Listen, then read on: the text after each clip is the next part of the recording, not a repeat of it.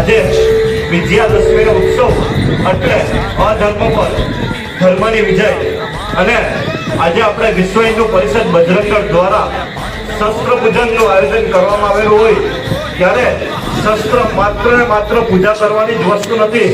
ધર્મ રક્ષા, શૌર્ય, વીરતા દેખાડવા માટે શસ્ત્ર અનિવાર્ય એક ઉપકરણ છે. આ શસ્ત્ર દ્વારા ભગવાન શ્રી રામે અધર્મનો વિનાશ કરેલો હતો. સાથે શસ્ત્ર દ્વારા જ મા ભગવતીએ મહિષાસુર જેવા રાક્ષસોનો વધ કરેલો હતો.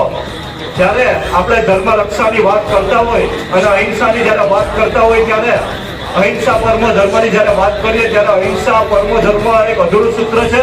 અહિંસા પરમો ધર્મ, ધર્મ રક્ષા તથૈવ છે. એટલે ધર્મની રક્ષા માટે જ્યારે શાંતિની પુનઃસ્થાપના કરવી હોય ત્યારે શસ્ત્ર એક અનિવાર્ય મહત્વની વસ્તુ છે.